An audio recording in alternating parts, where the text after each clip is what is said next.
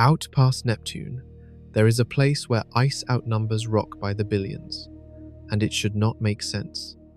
A wall of empty space cuts through it with no cause anyone can prove. A tiny world spins 4 times faster than it should be able to. Frozen bodies that ought to be dead show signs of heat, and maybe even oceans, 10 billion miles from the sun. Tonight we go past the edge of the map.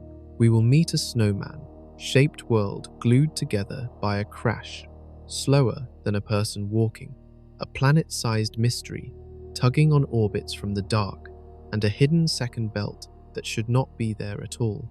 If strange science keeps you up at night, like and subscribe, because it only gets stranger from here. Take a breath. We begin. Picture the solar system like a school. The sun sits at the front of the room. Mercury, Venus, Earth, and Mars crowd the front row. Jupiter and Saturn sprawl out in the middle seats. Neptune sits near the back wall, and past Neptune, the room should just end. It does not. Beyond Neptune's orbit, a ring of leftover ice and rock circles the sun in the dark. Scientists call it the Kuiper belt. It starts around 3 billion miles out and stretches for billions more, packed with millions of frozen objects, comets, and dwarf planets like Pluto. Think of it as the solar system's junk drawer, except every piece of junk is older than any fossil on Earth. These are the leftovers from the day the planets were built, 4.5 billion years ago, never used, never melted down, just frozen in place ever since. For a long time, astronomers pictured the Kuiper belt like a fading crowd at a concert. Close to Neptune, it's packed. Farther out, it should thin out slowly, like people drifting toward the exits. But that is not what the data shows. Around 50 astronomical units from the Sun, which is about 4.5 billion miles, the number of objects does not fade. It drops off a cliff. Astronomers even call it that, the Kuiper cliff. One moment, there are objects everywhere. The next, almost nothing. No slow fade. No gentle thinning crowd. Just an edge, like someone drew a line in space and told the ice to stop. Here's the confirmed part. The drop is real. Telescope surveys have mapped it again and again, and the count of objects crashes hard right around that 50 astronomical unit mark. What is not confirmed is why. A gentle fade would match every normal model of how solar systems form. A hard wall does not. Something either stopped objects from forming out there in the first place, or something swept them away after they formed. Neither answer is proven. Both are being tested right now with the biggest telescopes on Earth. Think about how strange this actually is. Imagine a farmer's field that grows corn thick and healthy for 100 yards. Then the corn just stops, replaced by nothing but bare dirt, in a perfectly straight line, with no fence, no change in soil, no reason visible to the eye. You would want to know what happened at that line. Astronomers want to know the same thing about this cliff at the edge of our solar system. And this cliff is not a small detail. It is the first hint that our solar system did not form the smooth, simple way old textbooks describe. Something happened out past Neptune that reshaped the entire outer edge of our cosmic neighborhood. Some scientists think a hidden planet swept the area clean. Others think our sun formed shoulder to shoulder with other stars, and one of them scraped this region bare on its way past. Nobody agrees yet. What makes this stranger is that the cliff is not the only oddity out there. It's just the first one. Once astronomers started digging past that wall, they found a patch of space just before it that acts nothing like the rest of the belt. Objects packed closer together than they should be. Orbits shaped rounder than they should be. It's as if something arranged this stretch of space on purpose. But nothing out here is supposed to be arranged. It's supposed to be random leftover debris. So, we have a wall with no clear cause. And right next to it, a crowd that should not be crowded. That is where we go next. Because the closer astronomers looked at the region right before the cliff, the less it looked like leftover rubble, and the more it looked like something is still shaping this part of space today. Back in 2011, a group of astronomers were mapping the Kuiper belt, just cataloguing objects one by one, the way you might count cars in a parking lot. but around 44 astronomical units from the Sun, a little before that mysterious cliff, they noticed something odd. There were more objects there than anywhere else nearby, not a few more. A noticeable clump, like finding one aisle in a grocery store somehow more crowded than every other aisle combined, for no reason the store manager can explain. At first, scientists figured it might be a mistake. Maybe their telescope was just better at spotting objects in that one patch of sky. Telescopes have blind spots and bright spots, just like your eyes do in a dark room. So the discovery sat there for years. A maybe, not a confirmed fact. But newer surveys, using better tools and smarter computer programs that hunt for patterns automatically, kept finding the same thing. The density is real. This patch of space really does hold more icy objects than it should. Here's an easy way to picture it. Imagine spreading sand evenly across a beach, then walking down that beach and finding one random patch, no different in the sand itself, where the grains have somehow piled up on their own into a small dune. That pile would stop you in your tracks, and you would want to know what pushed the sand there. That is exactly the position astronomers are in with this crowded patch in the Kuiper belt, and it gets stranger. It is not only that there are more objects. Their orbits behave differently too. Most objects out in the Kuiper belt travel in stretched out, oval-shaped paths around the Sun, swinging closer, then flinging back out into the dark. But the objects inside this dense patch travel in orbits closer to perfect circles. That is unusual. Circular orbits generally mean something kept the area calm and undisturbed over billions of years. Stretched, chaotic orbits usually mean the area got kicked around by gravity from something big, like a planet. So this patch is crowded, and it is calm too. Confirmed fact, the extra objects are there, and their orbits are rounder than their neighbors. Still, just a theory. Why? One idea is that this pocket of space simply avoided the violent shakeups that scattered the rest of the belt, almost like a corner of a room that never got messed up during a party while everything around it got knocked over.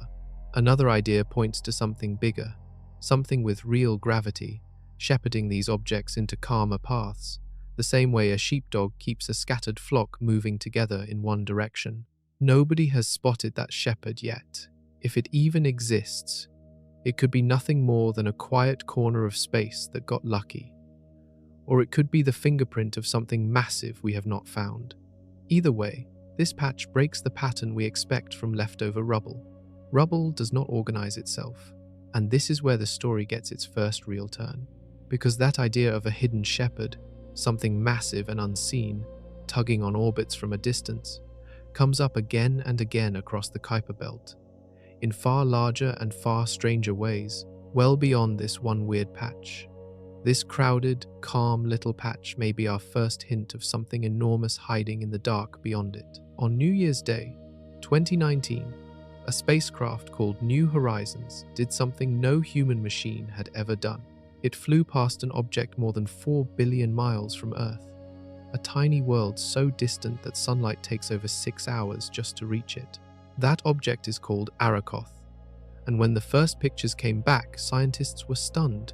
It looked exactly like a snowman, 2 icy lobes, one bigger than the other, pressed gently together at the middle like 2 snowballs a kid stuck together in the yard. This kind of object has a name, a contact binary, 2 separate bodies that came together and stuck, without shattering, without cratering each other to pieces. That alone is odd. Most collisions in space are violent. Rocks slam into each other at thousands of miles an hour, blasting craters, throwing off debris, sometimes shattering entirely. But Arakoth's 2 lobes are smooth where they meet. No crater, no damage, just a gentle seam, like 2 lumps of dough pressed together, not 2 rocks smashed together. Confirmed fact, Arakoth is real. It is out there, and New Horizons photographed it up close. Confirmed fact, its 2 lobes are lined up almost perfectly, tilted less than 5 degrees off from each other, like 2 wheels stacked so evenly you would swear someone used a ruler. What remains debated is exactly how something so gentle happened at all. 4.5 billion years ago, when the solar system was young and full of chaos. Here's a comparison that makes it click. Imagine two cars merging onto a highway. Normally, if two cars touch at highway speed, you get a wreck, torn metal, shattered glass. Now, imagine instead those two cars were drifting at less than 1 mile an hour, so slow you could just step off one and onto the other without stumbling. That is roughly the speed scientists calculated for Arakoth's two lobes when they came together, slower than a person walking. In the vacuum of space, where objects can also fly apart at tens of thousands of miles an hour, that kind of gentle meeting is almost impossible to explain by chance. So how does something float together that slowly, in a region of space known for violence and near misses? Scientists have run detailed physics models, and they landed on a strange answer. It probably was not a collision at all, not the way we normally picture one. It looks more like the two lobes formed close together, drifting side by side in a cloud of icy pebbles, gradually spiraling closer under their own weak gravity until they simply touched, less like a car crash, more like two balloons slowly floating together in a still room and settling side by side. But here's the part that turns this from one strange snowman into a much bigger mystery. Arakoth is not alone. Once scientists knew what to look for, they started finding the same two-lobed, peanut-shaped bodies scattered across the Kuiper belt, again and again. If this gentle, slow-motion merging really happened to Arakoth, it likely happened to a huge number of other objects out there too, on a scale nobody expected. And that raises a much bigger question. If gentle mergers like this were common, what does that say about how every planet, including the one under your feet, might have first come together in the dark? But compared to what comes next, Arakoth alone looks like a lonely exception. It is not. Once astronomers had Arakoth's strange peanut shape mapped out in detail, they went back through years of older survey data, and a bigger pattern jumped out. Roughly 1 in every 10 small objects out in the Kuiper belt shows signs of this same two-lobed, snowman-like shape. Not one weird outlier, a whole population of them, quietly drifting through the dark in matching pairs fused together. 10% might not sound huge at first, but think about it like this. If 1 in 10 people you passed on a busy street were identical twins standing shoulder to shoulder, you would notice immediately, and you would start asking why. That is roughly the scale we are talking about here, spread across an entire belt of icy debris bigger than every planet's orbit combined. This forced scientists to ask a bigger question than just, how did Arakoth form? They had to ask, what kind of environment builds snowmen like this as a normal, common outcome, instead of some rare accident? Because if it only happened once in a billion times, we should barely ever see it, but we are seeing it constantly. To test this, a team of researchers built a detailed computer simulation. Instead of imagining two full-sized objects slowly bumping together, they modeled something much earlier and much smaller, a slowly collapsing cloud of tiny icy pebbles, roughly the size of gravel, drifting together under their own faint gravity, billions of years ago, before any of these objects had fully formed. Then, they let physics run. Out of hundreds of these simulated clumps, a solid chunk of them naturally collapsed into two-lobed, contact binary shapes, without a single violent impact anywhere in the process. Picture pouring a handful of flour into a bowl of water and watching it clump on its own into little blobs, some single, some as two blobs stuck together, just from how the particles drift and settle. No stirring required, no collision required, just gravity, patience, and enough time. That is a big deal, because it means shapes like Arakoth are not freak accidents. They may be a natural, expected result of how small icy worlds are built from scratch, everywhere in a young solar system. Confirmed by the simulation, gentle gravitational collapse can produce these twin-lobed shapes without any high-speed crash. Still a working theory, whether this is the main way most Kuiper belt objects formed or just one path among several. Either way, this reshapes how we should picture the early solar system. not a demolition derby of rocks smashing into rocks. Something closer to a slow, quiet snowfall, particles drifting together softly over millions of years, gradually building worlds instead of shattering them. And if a slow, gentle process like this could build millions of tiny snowman-shaped worlds out of nothing but drifting ice and dust, it raises an unsettling question.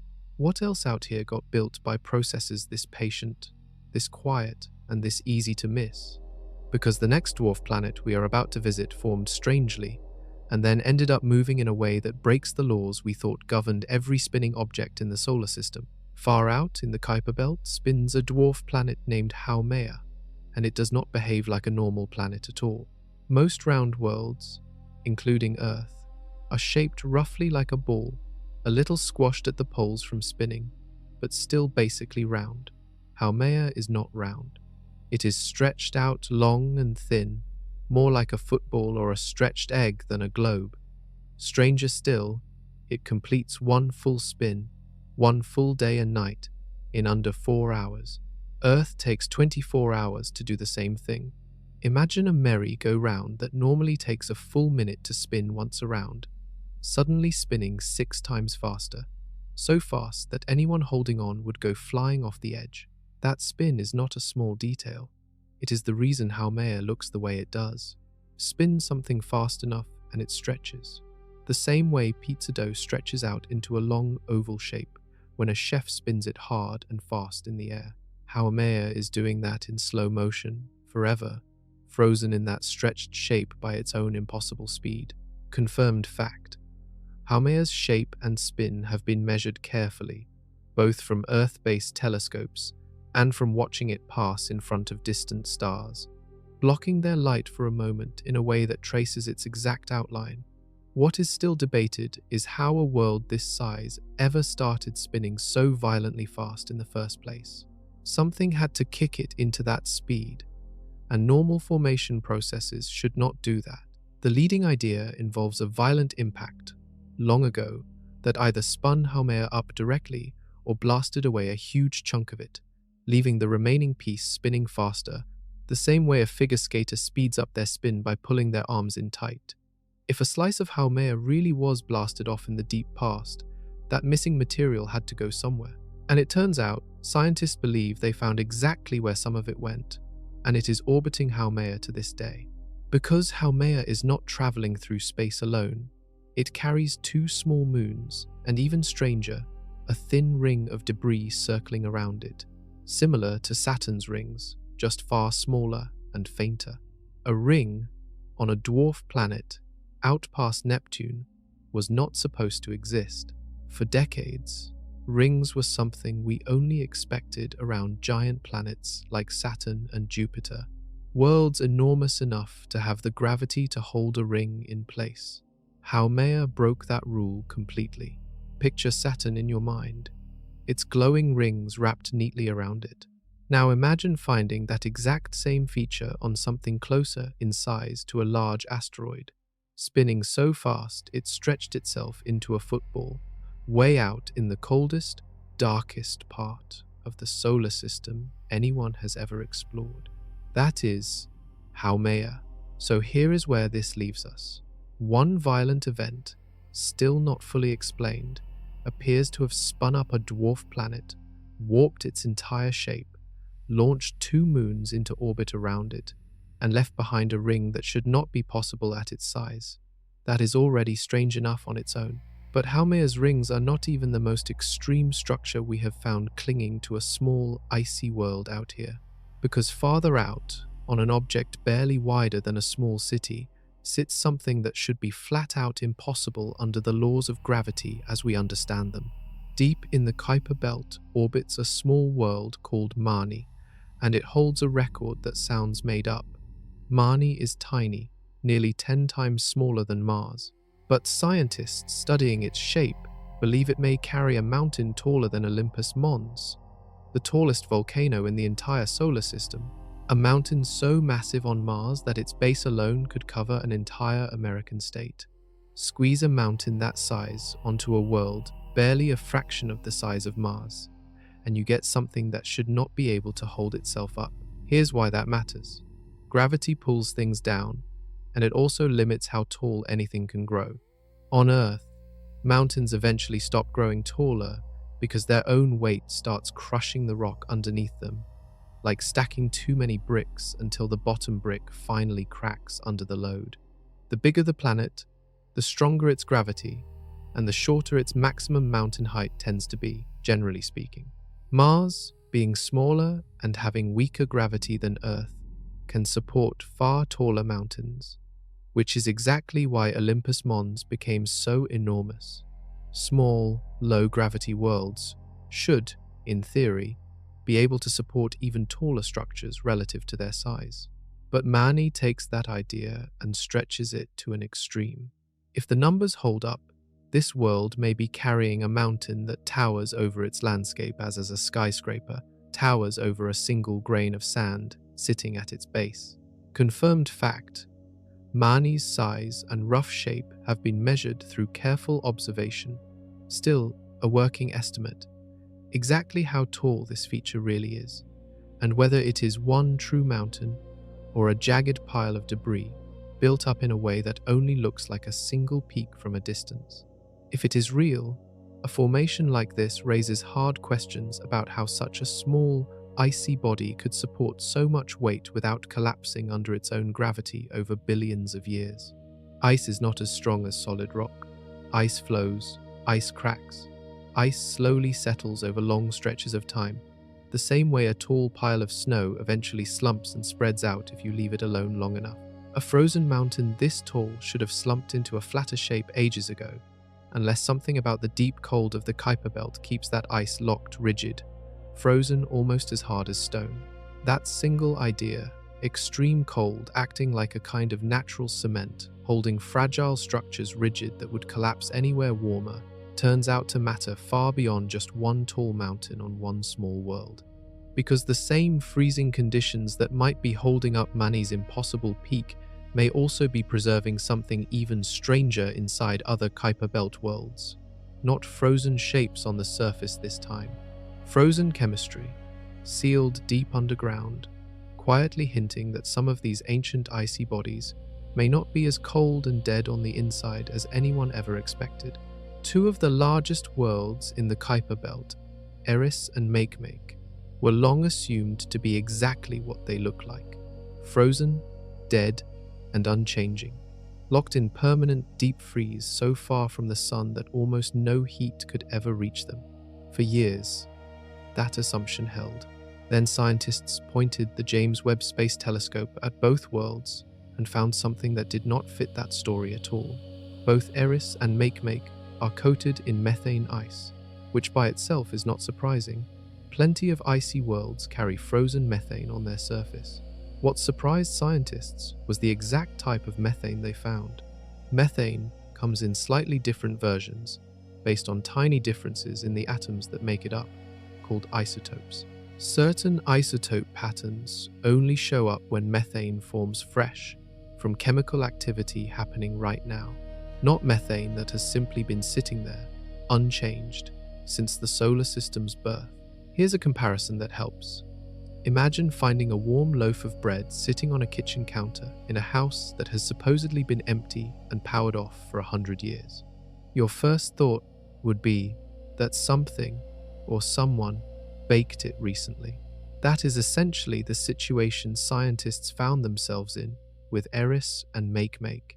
The methane on their surfaces has the chemical signature of freshness, not old leftover ice from billions of years ago. Confirmed fact: the isotope measurements are real, carefully verified using Webb's most sensitive instruments. Confirmed fact: this specific chemical signature strongly suggests the methane was produced recently, not simply left over from formation. What remains a working theory is exactly where that fresh methane is coming from, and what process deep inside these supposedly dead worlds could possibly still be producing it today. The leading explanation involves heat, real, ongoing heat, buried deep inside these worlds, driving slow chemical reactions between rock and water far below the icy crust. similar in spirit to the hydrothermal vents found on the floor of Earth's oceans, just happening in total isolation, sealed under miles of ice, 10 billion miles from the nearest source of sunlight. If that is correct, both Eris and Makemake may have layered interiors, a rocky core wrapped in liquid or slushy water, capped by a hard shell of surface ice, quietly cooking chemistry in the dark for billions of years without anyone on Earth suspecting it. That would flip everything scientists assumed about small, distant, icy worlds like these. Being far from the sun was supposed to guarantee a cold, dead interior. Instead, it looks like some inner clock, some leftover heat from formation, or slow radioactive decay deep in the rock, may still be running strong enough to power real chemistry today, sealed away where nobody expected to find any activity at all. And once scientists accepted that Eris and Makemake might still be geologically alive on the inside, one obvious, tantalizing question followed immediately. If there is heat and there is water ice, could there also be something even more significant hiding beneath that frozen shell? Something liquid? Something that, anywhere else in the solar system, scientists treat as one of the single most important ingredients any world can possibly have. Farther still, in the outer reaches of what scientists now suspect about Eris and Makemake, one possibility stands out above the rest. Liquid water, sealed beneath the icy crust of both worlds, hidden from sunlight, hidden from every telescope, existing only as a prediction, built from careful chemistry, not yet something anyone has directly seen. To understand why scientists even suspect this, picture the layers of a jawbreaker candy. On the outside, a hard shell. Underneath that shell, softer layers you cannot see just by looking at the outside. Scientists studying Eris and Makemake believe both worlds may have a similar layered structure, a rigid icy shell on the outside, a layer of liquid or slushy water underneath that shell, and a rocky core at the very center, generating just enough heat to keep that middle layer from fully freezing solid. Other icy worlds in our solar system, closer to home, already support this exact model, so the idea rests on more than a wild guess pulled from nowhere.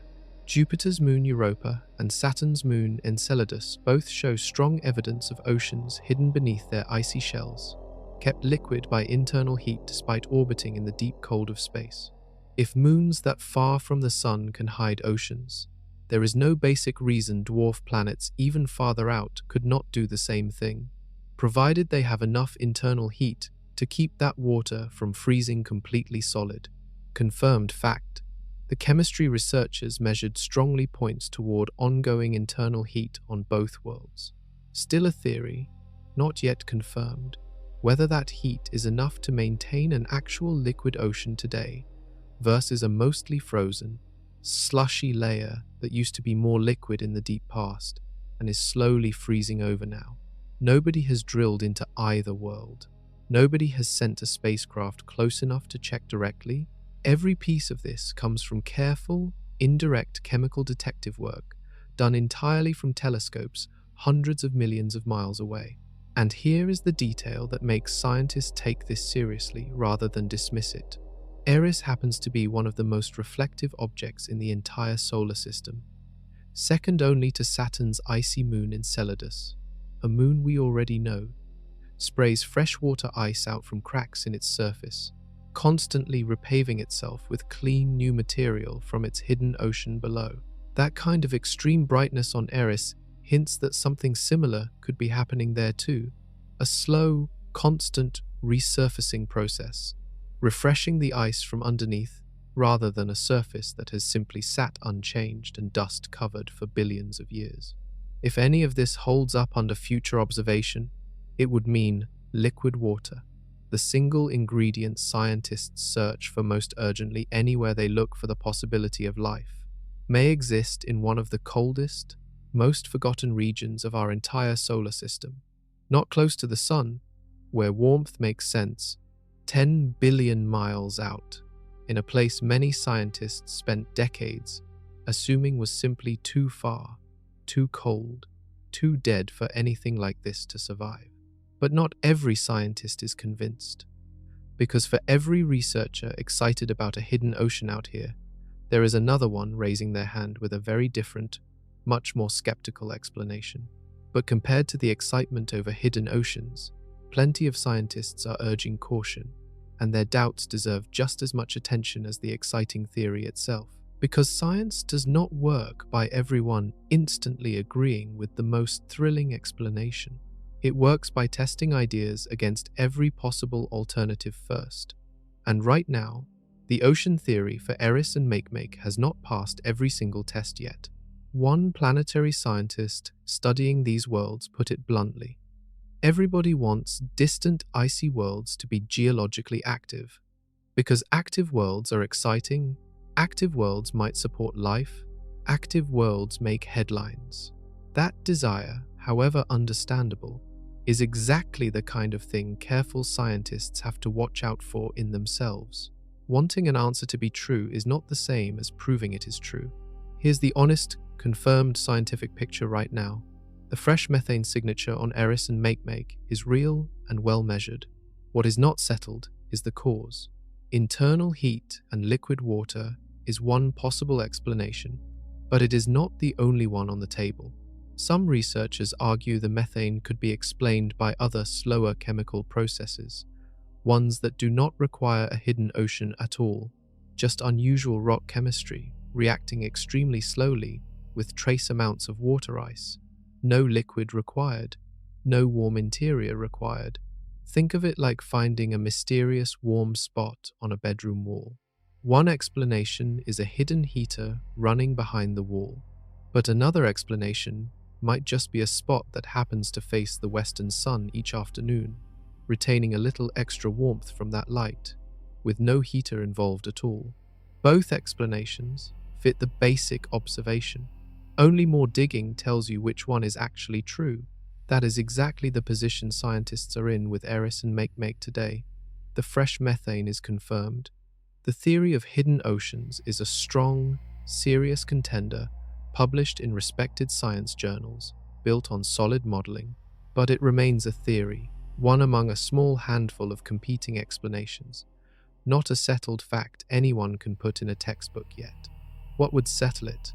More data, better instruments, and ideally, a future spacecraft mission capable of visiting one of these worlds directly, the same way New Horizons flew past Pluto and completely transformed what we knew about it in a matter of days. Until something like that happens, Eris and Makemake will stay exactly where they are now, two of the most tantalizing mysteries in the outer solar system, genuinely uncertain, genuinely debated, and genuinely capable of rewriting what we think a cold, distant world is allowed to be. This uncertainty is not a disappointment, it is a signal, because the deeper scientists dig into the Kuiper belt, the more they keep finding objects that refuse to sit still and behave the way old models predicted. And the very next mystery out here challenges what these worlds are made of, and something even more basic besides: how long an object out here is even supposed to stay the same at all. Some worlds in the Kuiper belt change on a schedule that stretches across centuries, rather than sitting still in the cold forever, and the change is strange enough to sound almost alive. Certain Kuiper belt objects travel on long, stretched-out orbits, swinging closer to the sun for a while, then arcing back out into deep space for centuries at a time. As they move, some of these worlds are predicted to freeze their entire atmosphere solid when they are farthest from the sun, then slowly thaw and regain that atmosphere again as their orbit carries them back closer to the sun's warmth. Picture your breath on a freezing winter morning. It turns to visible fog instantly in the cold air, then vanishes the moment you step into a warm room. Now imagine an entire planet doing that same trick, except instead of taking a second, it takes decades or centuries, and instead of breath, it is the planet's entire thin atmosphere, collapsing down onto the frozen surface as solid ice, then rising back up into gas again as the world slowly drifts closer to the sun. This idea is grounded in real physics that scientists have already confirmed happening on other worlds. Pluto itself experiences a milder version of this effect, its thin atmosphere thickening and thinning somewhat as it moves through its own orbit. Some Kuiper Belt worlds may take this same basic effect to a much more extreme degree, essentially breathing in and out on a rhythm that spans human lifetimes, collapsing to nothing, then rebuilding itself again. Confirmed fact. The physics behind this idea is sound, and we have already seen smaller versions of it happen, still a working prediction for many individual Kuiper Belt worlds. Exactly which objects out there are doing this most dramatically right now, since watching an entire orbit play out, sometimes lasting hundreds of years, is not something any human scientist alive today will ever fully witness firsthand. Think about what that really means. Somewhere out in that dark belt right now, there could be a world with almost no atmosphere at all, its air locked down as frost across its surface, patiently waiting, sometimes for over a century, before sunlight finally warms it enough to breathe again. Then, just as slowly, centuries later, it freezes back down all over again. A world living on a clock so long that entire human civilizations could rise and fall within a single one of its seasons. That kind of extreme, repeating transformation forces scientists to rethink what unchanging even means out here. These are not simply dead rocks locked in permanent stillness. Some of them are active on a timescale so slow that from a human point of view, they look frozen and lifeless, right up until you catch them at exactly the right moment in their multi-century cycle. And if entire atmospheres can vanish and reappear on these long, patient clocks, it raises the question of just how much else in the Kuiper Belt might be quietly happening on timescales too slow for any human observer to notice easily. Some of the most extreme examples of too slow to notice belong to a small group of worlds so distant and so painfully slow in their orbits that their entire journey around the Sun outlasts everything humanity has built. In 2003, astronomers found a small, reddish world so far from the Sun that it barely fit into any known category of object. They named it Sedna, after an Arctic goddess of the sea, fitting for a world that lives in a cold nobody had ever mapped before. Sedna's closest approach to the Sun, its nearest point in its entire orbit, sits at roughly 76 astronomical units. That means even at its absolute closest, Sedna is still more than twice as far from the Sun as Neptune ever gets. At its farthest point, it drifts out to distances that make even the outer Kuiper Belt look crowded and close by comparison. Here is why that single detail broke the existing model of the solar system. Every other distant, icy world scientists had mapped up to that point could be explained through the gravity of Neptune, either shaped by it directly, kicked outward by a close pass, or locked into a stable rhythm with it. Sedna is different. It is so far out, even at its closest approach, that Neptune's gravity has essentially no meaningful pull on it at all. Something else had to explain how Sedna ended up on this orbit, and Neptune was not a valid suspect. Picture it like finding a kid's bicycle parked in a garage 100 miles from the nearest neighborhood. You cannot explain how it got there by assuming a kid pedaled it over from next door. The distance alone rules out the obvious, ordinary explanation. You need a completely different story. Confirmed fact. Sedna's orbit has been tracked and measured carefully since its discovery. Confirmed fact that orbit truly is too distant at every point to be shaped by Neptune's gravity in any meaningful way. What remains genuinely unresolved is what did shape it instead, because something with real gravitational influence had to act on Sedna at some point in its history to leave it stranded on such an extreme, isolated path. Scientists gave this category of worlds its own name, detached objects, because they are essentially detached from the gravitational influence of every known planet in our solar system. Sedna became the first confirmed member of this strange, isolated class, but it would not stay alone for long. Astronomers went looking for more worlds like it, worlds abandoned out in the same kind of extreme orbital exile, cut off from the rest of the solar system's usual rules. And they found them. Not many. These worlds are incredibly hard to spot given how faint and distant they are, but enough to know Sedna was not a fluke, not some rare one-time accident. There is a real population of these detached, exiled worlds, drifting out past everything. Astronomers' thought marked the edge of our solar system's influence. Sedna's own orbit is so massive that a single trip around the Sun takes longer than all of recorded human history combined. That number alone should stop you in your tracks. And once you understand exactly how long that journey really is, the true scale of what these detached worlds represent becomes almost impossible to fully picture. Sedna takes roughly 11,400 years to complete a single orbit around the Sun. Sit with that number for a second, because most people hear it and let it slide past without really absorbing the scale involved. 11,400 years ago, humans had not yet invented writing.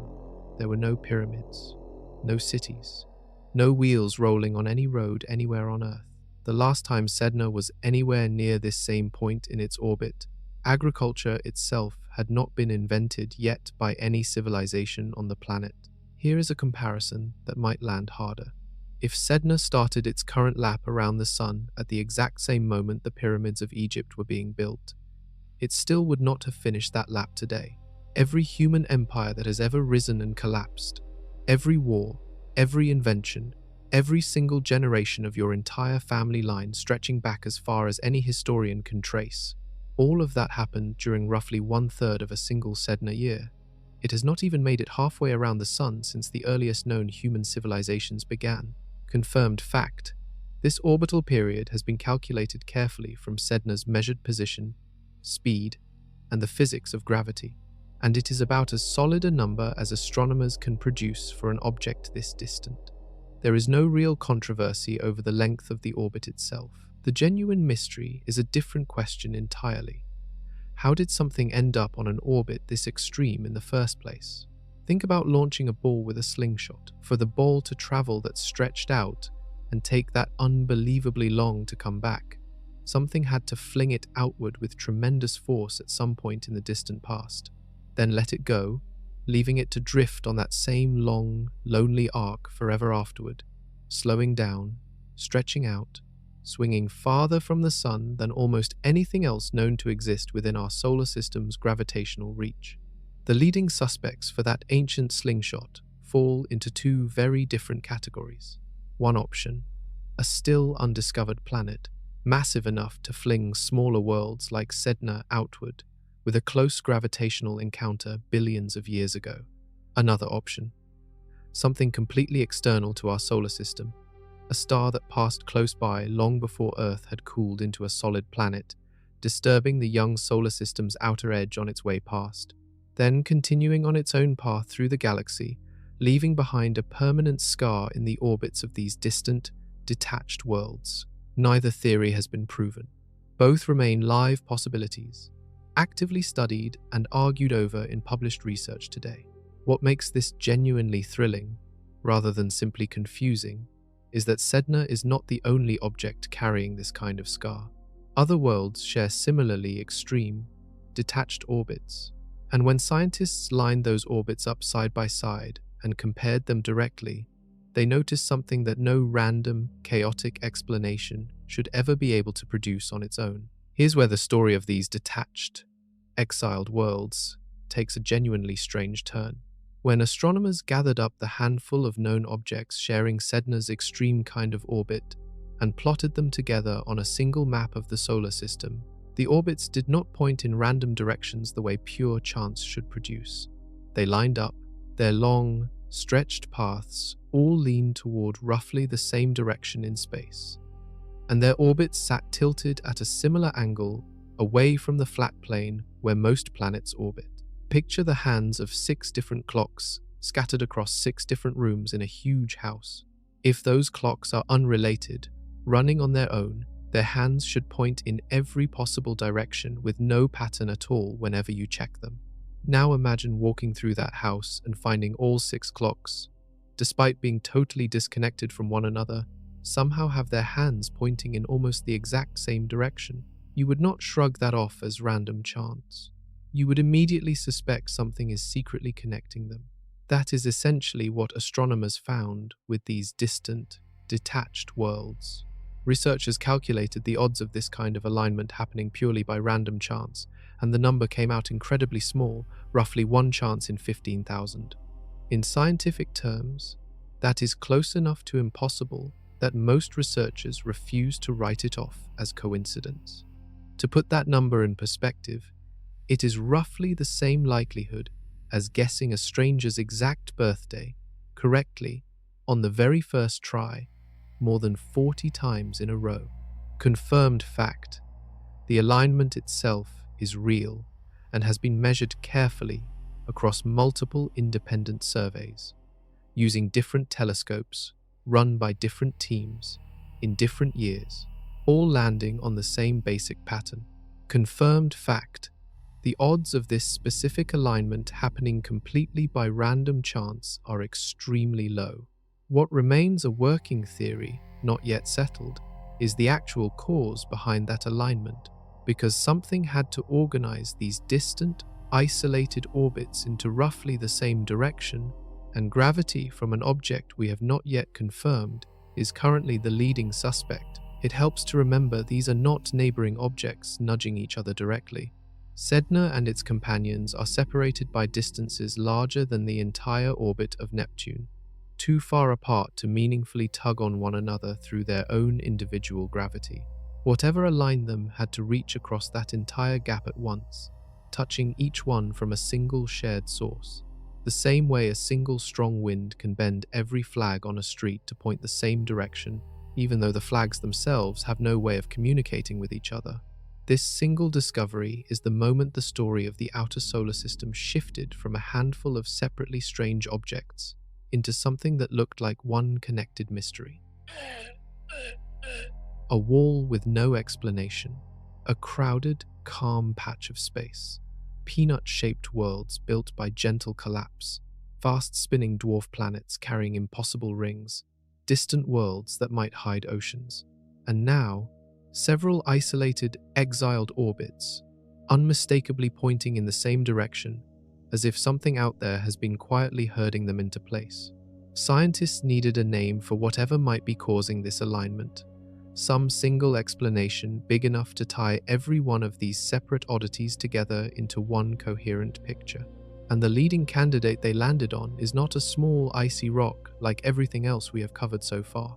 It is something enormous, hypothetically several times the mass of Earth, hiding somewhere in the dark, far beyond anything any telescope has confirmed seeing directly, yet possibly leaving its fingerprints across every strange orbit we have uncovered tonight. Scientists call this hypothetical world Planet 9, and if it exists, it would completely rewrite every map of our solar system drawn in the last century. The theory suggests a planet several times more massive than Earth, orbiting the Sun once every 10,000 years or more, sitting so far out and reflecting so little sunlight that every telescope search so far has come up empty, despite years of dedicated searching by multiple research teams. Here's how the theory works, in simple terms. A planet that massive, even at extreme distance, still carries enough gravity to gently tug on smaller, more distant objects over long stretches of time. The same way, a large magnet placed at the edge of a table can still nudge small metal shavings scattered across that table into a rough pattern without ever touching them directly. Scientists ran detailed simulations testing whether a planet of roughly this size, at roughly this distance, could realistically herd Sedna and its companions into the aligned orbits we actually observe. According to those simulations, it works. A planet with these rough properties could believably explain the alignment. Confirmed fact: the math behind this theory holds together internally, and respected research teams have published detailed models supporting it. Confirmed fact: nobody has directly observed Planet 9 with any telescope anywhere, despite genuinely serious searching. This remains a hypothesis, a strong and carefully reasoned one, but a hypothesis all the same, not a confirmed discovery. If it turns out to be real, the numbers alone are worth pausing on. A planet several times the mass of Earth, drifting on a path so wide that a single lap around the Sun could take longer than 10,000 years. moving so slowly across the sky from our point of view that it would barely shift position over an entire human lifetime of careful watching. That is part of why it has stayed hidden. It is faint and nearly motionless to anyone tracking it from here. Think of it like a detective story, where every single clue points toward one suspect, footprints matching, motive present, timeline lining up perfectly, except that suspect has never actually been seen at the scene by anyone. The case looks compelling. It might even be correct, but until someone actually finds Planet 9 itself, sees it directly through a telescope and confirms its exact size, position, and orbit, the case stays open no matter how convincing the surrounding evidence looks. And there is a very good, very simple reason nobody has spotted it yet, even if it is really out there. A planet way out at these theorized distances would reflect only a tiny sliver of sunlight back toward Earth, dimmer than almost anything astronomers have ever attempted to search for directly. Searching for it is less like looking for a specific star in the night sky, and more like trying to spot a single, unlit black cat sitting motionless in a football stadium with every single light turned completely off. For years, the clustered, aligned orbits of Sedna and its handful of companions stood as the single strongest piece of evidence supporting this massive hidden world. It was the tightest, most consistent clue scientists had, but recently, that evidence took a hit nobody fully saw coming, because in 2026, one newly discovered object joined this exclusive group of extreme, detached worlds, and instead of confirming the pattern everyone expected, it broke it. In June of 2026, using Japan's Subaru telescope, astronomers announced the discovery of a new detached object, nicknamed Ammonite, joining the small, exclusive group of extreme worlds that include Sedna. Everyone studying Planet 9 expected one thing above all else from this new discovery: for its orbit to line up neatly with the others, adding one more piece of confirming evidence to an already strong pattern. Instead, Ammonite's orbit pointed somewhere else entirely, breaking away from the alignment shared by every other known member of this group. Here's why that single mismatch mattered so much. The entire strength of the Planet 9 clustering argument relied on every known detached object pointing in roughly the same direction, building a consistent, repeated pattern strong enough to rule out simple coincidence. Ammonite had every reason to follow that same pattern if a single massive hidden planet really was responsible for organizing these orbits. It did not. One researcher directly involved in the discovery stated plainly that Ammonite's mismatched orbit lowers the likelihood of the Planet 9 hypothesis being correct, at least in its simplest, most direct form. Picture a police lineup where every single witness identifies the same suspect, describing matching height, matching clothing, matching details, right up until one final witness confidently describes someone completely different. That one mismatched account does not necessarily prove the other witnesses were wrong, but it absolutely forces investigators to slow down, take the case seriously again, and consider that their leading theory might be missing something important, or might need real adjustment before anyone can call it settled. Confirmed fact: Ammonite's orbit has been measured and does not match the alignment shared by Sedna and the other previously known detached objects. What remains genuinely unresolved is what this actually means for Planet 9 as a whole. It does not necessarily disprove the theory outright. A single hidden planet could still exist and simply have less influence on Ammonite specifically, depending on exactly where that planet currently sits along its own multi-thousand-year orbit. But it does mean the evidence is messier, weaker, and far less tidy than it appeared before this single new discovery. This is exactly how real science moves forward, even when it feels frustrating to watch unfold. A clean, exciting theory gets a promising boost of supporting evidence, gains momentum and public attention, and then a single new data point arrives and complicates the picture again, forcing careful researchers back to the drawing board, rather than letting anyone declare an easy, premature victory. So where does that actually leave the Planet 9 hypothesis today?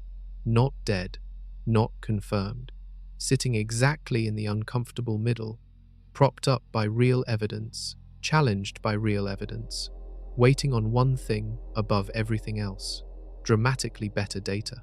And it turns out, the very next mystery in the Kuiper belt might be tangled up with this exact same unresolved question, because astronomers have also found hints of an entire second belt of objects hiding even farther out than anyone previously mapped. Remember that hard wall from earlier, the Kuiper cliff, where the count of objects seemed to drop off almost completely around 50 astronomical units? For years, most scientists treated that cliff as the true, final edge of where small, icy objects exist in any real numbers. Past that point, space was assumed to be mostly empty, just scattered debris fading into true nothingness. New research is challenging that entire assumption. Astronomers searching for a possible new flyby target for the New Horizons spacecraft, which is still traveling through the outer solar system today, used an extremely sensitive technique to search far past that supposed cliff. Instead of finding nothing, as expected, they found a surprising number of new objects sitting well beyond it. One researcher leading this work described the results simply: it implies roughly 4 times more objects at that distance than anyone expected to find there. New Horizons itself is part of why this search even happened. The spacecraft is more than 5 billion miles from Earth right now, still sending data home after flying past Pluto and Arakoth years ago, and scientists wanted to know if there was anything else worth pointing its cameras at during its long, quiet journey out of the solar system.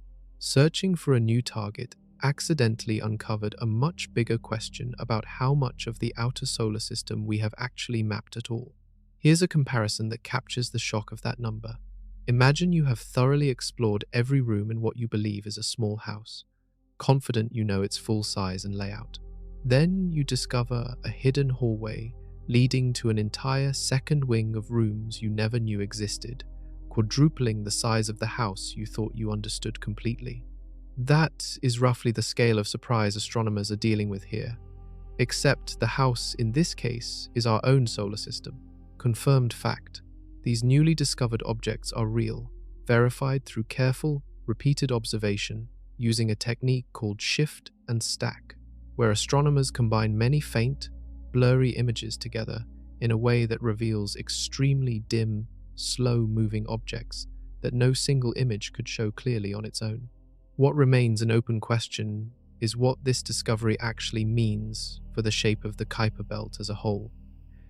Is the Kuiper cliff not really a true edge at all, just a gap in what our current telescopes can detect? Or does this new population represent something genuinely different, a second, separate belt of objects, distinct from the classical Kuiper belt, sitting even farther out in the dark?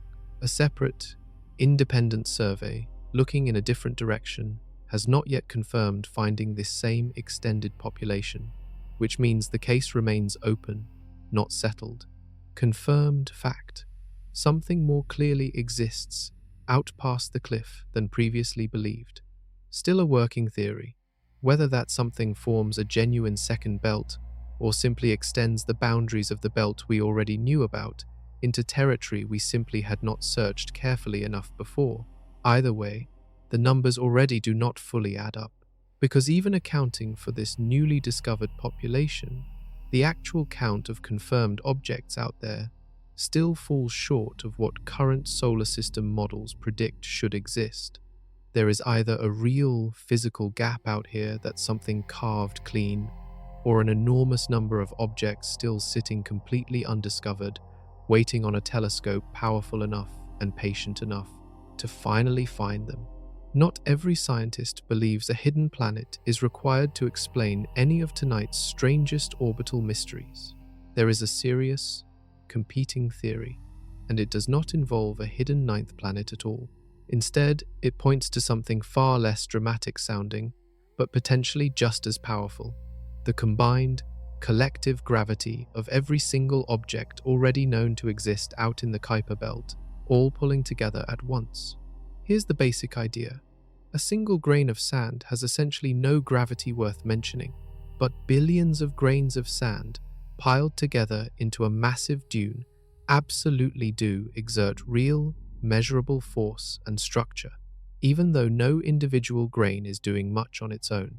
One research team proposed that the Kuiper Belt's countless icy objects, numbering possibly in the billions, could collectively act somewhat like that dune, their combined gravity subtly nudging distant orbits like Sedna's into unusual shapes over billions of years, without requiring any single massive hidden planet to explain the effect at all.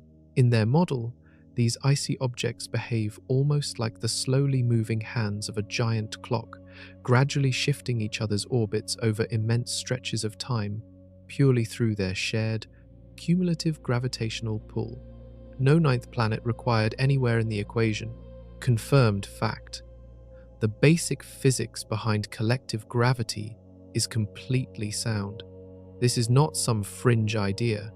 Gravity absolutely does add up across large numbers of objects in exactly this way.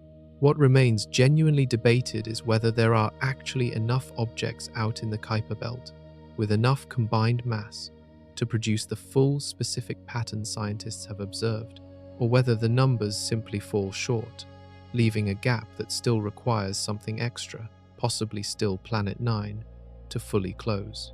Picture two competing explanations for why a room full of dominoes ended up neatly stacked in one corner. One explanation says a single person deliberately walked through and stacked them there on purpose. The other explanation says a bunch of much smaller vibrations, added together over time, gradually shook every domino into that same corner naturally, with no single hand ever directly involved. Both explanations could technically produce the same final result.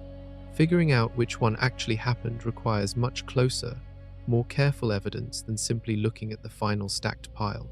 That is exactly the position scientists find themselves in today, with the Kuiper Belt's strangest orbits.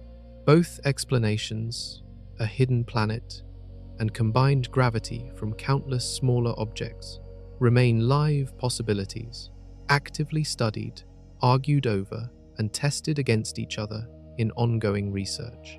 Neither has been ruled out, neither has been definitively proven, and there is a third possibility scientists take just as seriously as either of these, one that does not involve anything currently existing in our solar system at all, because some researchers believe the true answer might not be hiding out there right now, waiting to be found. It might have already happened, once, in the deep, ancient past, then vanished completely, leaving nothing behind except the scar it left on these orbits.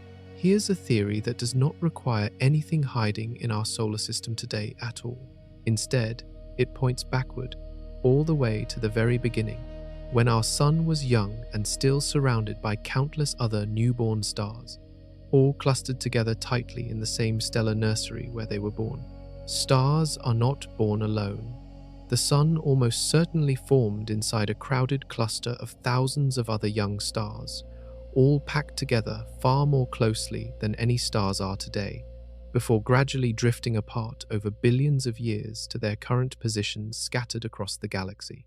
During that early, crowded phase, one of those neighboring stars could have drifted close enough to our young solar system to disturb it directly with its own gravity, then simply continued on its own path afterward, eventually drifting far away, leaving no direct trace of itself behind at all, except one thing: a permanent, lasting scar in the orbits of the most distant objects that happened to be nearby at the time.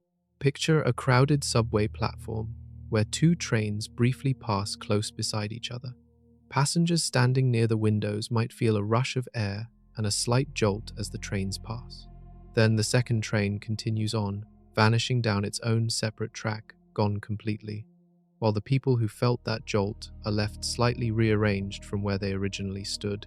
That brief, close passing is enough to leave a lasting effect, even though the second train itself never lingers around to explain what happened. Confirmed fact: young star clusters, like the one our sun likely formed inside, genuinely do experience these kinds of close stellar encounters regularly. This is well established through direct observation of similar young star clusters still forming today elsewhere in the galaxy. What remains a working theory not proven, is whether a specific encounter like this actually happened to our own solar system, and whether it alone could fully explain the exact orbital alignment scientists have observed among Sedna and its detached companions. Researchers have run detailed simulations testing this exact scenario, calculating how close a passing star would need to get, and how early in the solar system's history that pass would need to happen to produce orbits resembling what we see today. The results show it is entirely possible, under the right conditions, though the odds of any single star randomly passing close enough to produce this precise effect are admittedly fairly low for any one particular encounter. This theory does not compete directly with the Planet 9 idea so much as it offers a completely different origin story altogether. No hidden planet required, no combined gravity from thousands of icy objects required, just one ancient, brief encounter with a neighboring star over 4 billion years ago, before that star ever drifted away into the wider galaxy, forever unidentifiable among the billions of stars now scattered across the sky. And remarkably, when scientists tested exactly how far back in time these orbits could be traced, they found something that made this ancient encounter theory even more compelling than a simple guess. Scientists took the orbits of the most extreme detached objects, including Sedna and its closest relatives, and did something clever. They ran the physics backward, essentially rewinding each orbit like a video played in reverse, tracking exactly where each object would have been at any point in the deep past, all the way back toward the birth of the solar system itself. What they found was remarkable. When they rewound these orbits far enough, all the way back to roughly 4.5 billion years ago, the orientations of these separate, unrelated orbits converged, lining up together at that single, ancient moment, far more tightly than they appear lined up today. Researchers called this a primordial alignment, meaning it traces back to one specific moment near the solar system's very birth, rather than being some ongoing, active effect happening in the present. Here's why that detail matters so much. If a hidden planet, actively present today, were the entire explanation, you might expect these orbits to still be actively shifting and adjusting under its ongoing gravitational pull right now, in real time. Instead, the tightest, cleanest alignment researchers found sits fixed in the distant past, suggesting whatever caused it might have been a single event, something that happened once, then stopped, rather than an ongoing force still actively shaping these orbits today. Picture a photograph capturing a group of people all looking in the exact same direction at one specific moment in time, perhaps startled by a single loud noise. Afterward, each person wanders off separately, drifting apart, facing different directions as time passes. If you only saw where they ended up standing years later, scattered and facing different ways, you might miss the fact that they were all once startled by the exact same single event. Only by tracing their positions backward, frame by frame, do you rediscover that one shared, original moment, confirmed fact. The mathematical backward tracing of these orbits genuinely does show this tight alignment converging near the solar system's early formation period. What remains debated is what specific event actually caused it. A passing star remains one strong candidate, fitting this one-time, ancient pattern especially well. A currently existing Planet 9 remains possible too, though it fits slightly less naturally with an alignment that looks locked into one distant moment, rather than something still actively evolving today. This is precisely why serious researchers refuse to declare either theory fully proven yet. The clues keep pointing toward an old, singular event in our solar system's ancient past, but they have not eliminated the possibility of an actively present, undiscovered planet either. Both explanations remain genuinely alive, and only new evidence, not stronger opinions, will ultimately settle which one is correct. And confirming any of this with real certainty requires something science has never fully had in this specific corner of space before: an enormous, extremely sensitive telescope capable of hunting down these faint, scattered clues directly, rather than relying purely on rewinding old, already known orbits and hoping the pattern holds. As it turns out, that telescope is not some far-off future dream. It has already been built, and it is switching on this very year. Before any telescope discovery can be fully trusted, scientists have to rule out one sneaky, invisible problem: bias hidden inside their own search methods.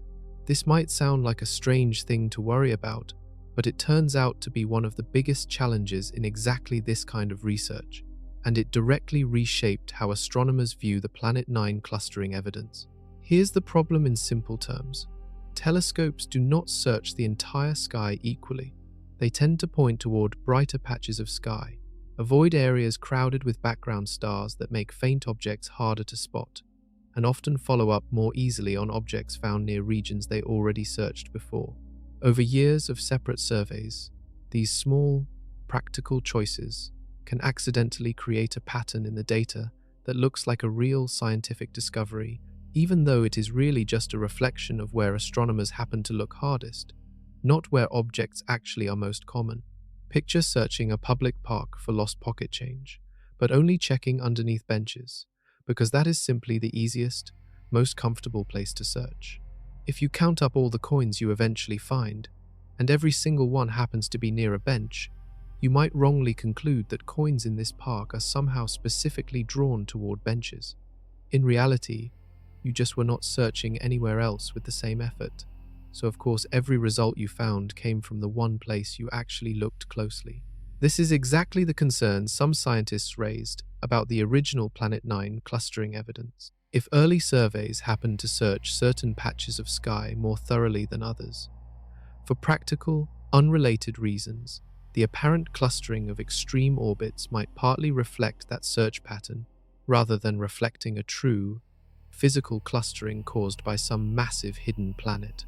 To directly address this, one major survey project was built specifically to track and openly report exactly where and how thoroughly it searched, then use that detailed tracking information to mathematically remove its own bias afterward, revealing what the true, underlying pattern actually looks like once those search habits are properly accounted for.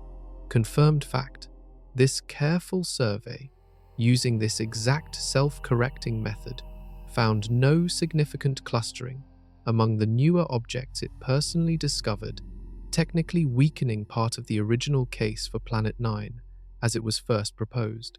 However, that same result does not fully settle the debate either, because other researchers point out that this particular survey, careful as it is, still only covers one portion of the sky, and different research teams analyzing different combined datasets have reached noticeably different conclusions from each other. The honest, confirmed fact is this: results currently conflict directly between separate research teams, and that conflict itself has not yet been resolved. This is exactly why astronomers desperately need one single, enormous, extremely thorough survey covering the entire sky at once, using identical, carefully documented methods everywhere, removing this frustrating bias problem for good. And remarkably, that exact kind of survey has just begun operating from a mountain in Chile, using the most powerful digital camera ever built for astronomy. High in the mountains of Chile sits the Vera Rubin Observatory, home to the largest digital camera ever built for astronomy.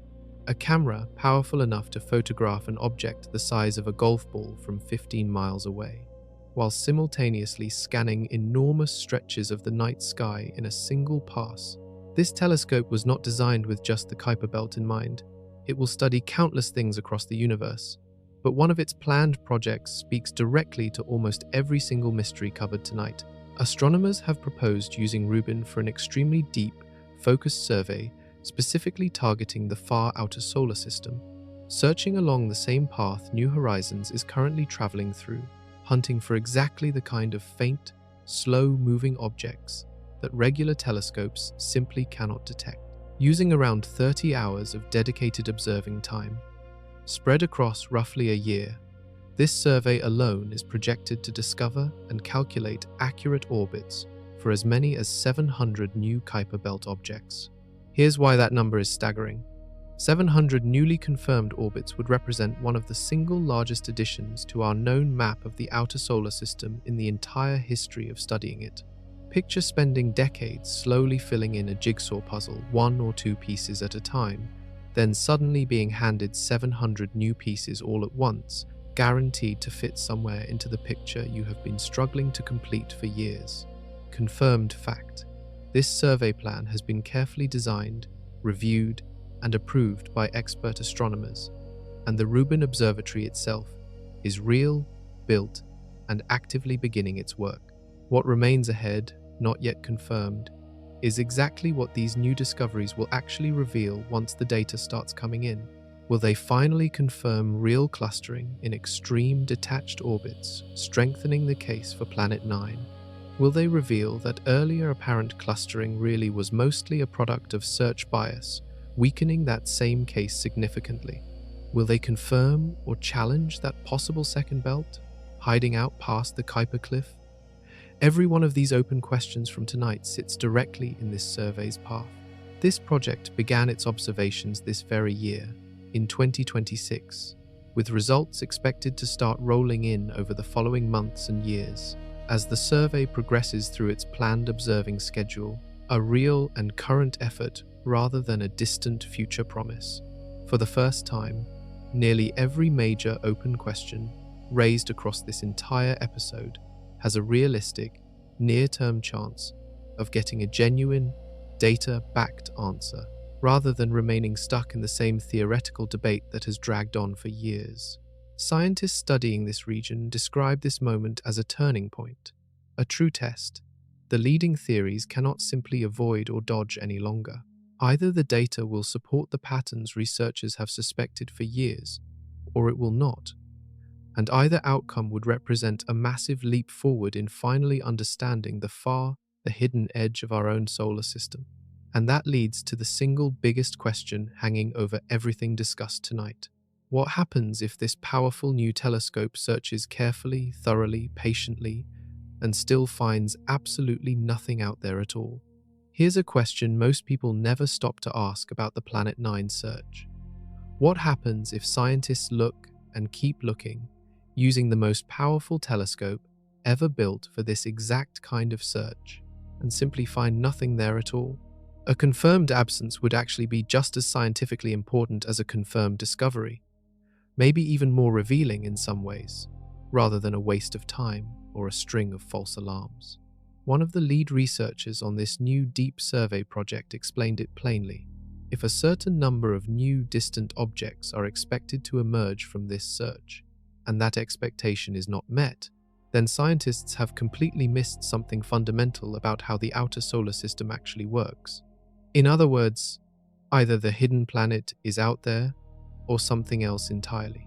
Some effect nobody has fully considered yet is responsible for everything we have covered tonight. Picture a detective who has built an entire case around one specific suspect, gathering months of circumstantial evidence pointing toward them. Then, at the very last moment, that suspect turns out to have an airtight alibi, completely ruling them out. That does not mean the crime never happened. It means the true explanation is still out there, waiting to be found, and the detective now has to start over with a completely open mind, using everything learned along the way, but abandoning the theory that felt so convincing before. Confirmed fact. Multiple competing explanations for the Kuiper Belt's strangest orbits currently exist side by side. A hidden planet, the combined gravity of countless smaller objects, an ancient passing star, or possibly some combination of more than one of these effects working together at once. What remains genuinely uncertain is which explanation, or which mix of explanations, actually matches reality, and only new, unbiased data, exactly the kind Rubin is built to gather, can finally settle that question with real confidence. This uncertainty is not a weakness in the science. It is what real, honest science actually looks like while it is happening in real time, rather than after it has already been neatly wrapped up and simplified for a textbook years later. Every mystery covered across this entire episode, the hard cliff, the crowded calm patch, the gentle snowman worlds, the impossibly fast-spinning dwarf planet, the maybe hidden oceans, the exiled orbits pointing the same direction. All of it remains genuinely open right now, actively being investigated by real scientists, with real telescopes, asking real questions that do not yet have confirmed answers. And that brings us to the final, biggest picture of all. Every single mystery covered tonight reaches all the way back to how our entire solar system, including the planet currently under your feet, first came together out of nothing but drifting ice and dust, 4.5 billion years ago. Farther still, in 2023, astronomers studying a dwarf planet called Quaoar discovered something that directly broke a rule of physics scientists had trusted for decades. Quaoar carries a ring, similar in idea to Haumea's, but positioned somewhere it should not physically be able to exist at all. Here's the rule that got broken. Every ring scientists had ever confirmed around Saturn, Uranus, Neptune, even Haumea, sits inside what is called the Roche limit, an invisible boundary close to a planet where its gravity is strong enough to rip apart any clumping material and keep it spread out as a thin ring instead. Past that boundary, the rule always held. Loose material should stop behaving like a ring and start pulling itself together into a single solid moon instead, the same way flour and water eventually clump into dough if you knead it long enough. Quaoar's ring sits far outside that boundary, roughly 7 times farther out than the limit should allow. By every existing rule, the material out there should have already clumped together into a small moon millions of years ago. It has not. It is still spread out, thin and ring-shaped, sitting calmly in a zone where rings are not supposed to survive. Confirmed fact, this ring has been measured carefully, confirmed through multiple independent observations, including a moment when Quaoar passed directly in front of a distant star, letting the ring's shadow briefly block that starlight in a very precise, measurable way. Confirmed fact, its distance from Quaoar has been calculated accurately, and it genuinely does sit well beyond the Roche limit. What remains completely unresolved is why it has not collapsed into a moon the way every existing model says it should have by now. One planetary scientist who helped discover the very first Kuiper belt objects decades ago summed up the entire situation perfectly. Almost everything found out here has been discovered by surprise, not predicted in advance by any existing theory. Quaoar's ring is the latest, clearest example of that pattern holding true yet again. A few competing explanations exist.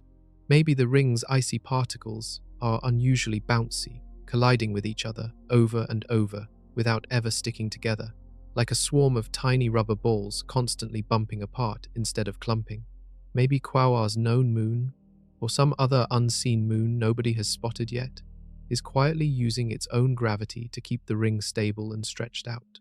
Nobody has proven either idea yet. What is proven is simple and blunt. The textbook rule that used to define exactly where rings can and cannot exist just failed its first real test out here, and scientists have no fully confirmed replacement rule to put in its place. And Quaoar's ring is not the only place old. Comfortable assumptions about the outer solar system are quietly falling apart, because even Pluto itself, the single most thoroughly explored world in this entire region, keeps handing scientists results nobody predicted, starting with something floating far higher above its surface than anyone thought possible. When the New Horizons spacecraft flew past Pluto in 2015, one of its very first images, taken just hours after closest approach, revealed something scientists had not planned for at all. Sunlight streaming through Pluto's thin atmosphere lit up layers of haze, stretching up to 80 miles above the surface, roughly 5 times higher than existing models predicted was even possible, given how thin and cold Pluto's atmosphere is supposed to be. Here's why that gap matters so much. Scientists build atmospheric models using known physics, known chemistry, and known temperatures, and those models are usually reliable enough to predict roughly where a haze layer should stop forming and fade away. On Pluto, the haze simply kept going, far past where the models said the atmosphere should already be too thin to support it. One researcher on the mission put it plainly afterward: They would need entirely new ideas just to explain what they were looking at. Picture predicting exactly how high smoke should rise from a campfire based on careful calculations, then watching that same smoke keep climbing 5 times higher into the sky than your math allowed for, with no obvious extra fuel or wind to explain the difference. That gap between prediction and reality is exactly the kind of moment that forces scientists back to the drawing board. Confirmed fact: the haze layers are real, photographed directly, and measured precisely at that surprising height. Confirmed fact: existing models genuinely failed to predict a haze reaching that far above the surface. What remains only partly understood is the exact chemistry and physics keeping haze particles suspended that high, in an atmosphere that thin, that cold, and that far from the sun. And the haze was not the only surprise. Photos also revealed something that looked like glaciers made of nitrogen ice, flowing slowly across Pluto's surface, bending gently around obstacles, filling in old craters, behaving almost exactly like glaciers do on Earth, except made of frozen nitrogen instead of frozen water, moving at temperatures nearly 400 degrees below zero. A mission scientist studying the images admitted he could not stop smiling, because surfaces like that had only ever been seen before on worlds considered geologically active, like Earth and Mars, never on something as small, cold, and distant as Pluto. On top of that, measurements showed Pluto's entire atmosphere had thinned out by half in just 2 years. A startling, rapid change on a planetary timescale, hinting that Pluto's atmosphere might be far more dynamic and changeable than anyone expected from a world this cold and this far from the sun. Even Pluto, the single most photographed, most thoroughly explored object in the entire Kuiper belt, keeps surprising scientists a decade after that historic flyby. And if the most familiar world out here still holds mysteries this deep, it raises an unsettling question about everything else in the belt we have barely glimpsed at all, including objects that do not belong to our solar system in the first place, yet occasionally pass directly through it. In the summer of 2025, telescopes spotted something moving through our solar system that did not belong here at all. Scientists named it 3I Atlas, and its speed alone gave it away instantly. It was tearing through space at roughly 137,000 miles an hour when first discovered, a velocity far too extreme for anything actually born inside our own solar system. Even accounting for every gravitational boost planets like Jupiter could possibly provide. Here's why that speed matters so much. Objects that form here, including every comet native to our own Kuiper belt, are gravitationally bound to the sun. They loop around it again and again, slowing down and speeding up along predictable, closed paths. 3I Atlas is doing something completely different. Its path is what scientists call hyperbolic, meaning it is moving far too fast for the sun's gravity to ever pull it into orbit. It swings past the sun exactly once, then leaves forever, never to return. Picture the difference between a ball thrown gently enough to loop back down to Earth and a ball thrown so hard it simply escapes Earth's gravity completely, sailing off into space and never coming back. Every object that formed here behaves like that first ball. 3I Atlas behaves like the second, except instead of leaving Earth, it is leaving our entire solar system on a path that started somewhere among the stars. Confirmed fact: this is only the third interstellar object ever confirmed passing through our solar system, following 2 previous visitors discovered in the years before it. Confirmed fact: its extreme speed and trajectory rule out any origin inside our own solar system. What remains genuinely uncertain is exactly which star system it came from, and how long it has been drifting silently through interstellar space before finally passing close enough for our telescopes to notice. Some research even suggests this particular visitor could be older than our own sun itself, a genuine fragment of another star system's leftover material, wandering the galaxy for potentially billions of years before its path happened to cross ours. Its surface even shows a similar reddish coloring to objects already familiar to us in our own Kuiper belt, exposed to the same kind of harsh cosmic radiation that reddens icy material drifting for eons through open space. Spacecraft already flying through our solar system got a rare chance to study it up close as it passed. A probe on its way toward Jupiter caught images of a glowing cloud of dust and gas surrounding the object's icy core, along with a faint tail stretching out behind it, and another mission photographed it from tens of millions of miles away during the same slow crossing. One astronomer compared the entire experience to catching a single glimpse of a bullet in flight gone again almost as quickly as it appeared. Objects like this remind us that the Kuiper belt is not some sealed-off private storage closet, isolated from the rest of the galaxy. It is more like a hallway that occasionally lets outside visitors pass straight through it, carrying secrets from entirely different star systems, then continuing on, gone forever within just a few short years of their arrival. And that leads to an uncomfortable realization about our own record-keeping out here. If objects born in other star systems can slip through our solar system almost completely unnoticed, how confident can astronomers really be about everything they claim to already know about our own backyard? Even after every strange discovery covered so far, the crowded patch, the second belt hint, the interstellar visitor slipping through unnoticed, one basic number still refuses to line up correctly. When scientists calculate how many objects should exist in the Kuiper belt based on current formation models and compare that number against how many objects telescopes have actually confirmed finding, the real count still falls noticeably short. Here's why that gap matters. Solar system formation models are not random guesses. They are built on solid physics, tested repeatedly against other regions of the solar system that we understand far better, then applied out here to predict roughly how much material should have survived from the solar system's early construction phase. Those models consistently predict more total mass and more total objects than anyone has actually confirmed finding in the Kuiper belt so far.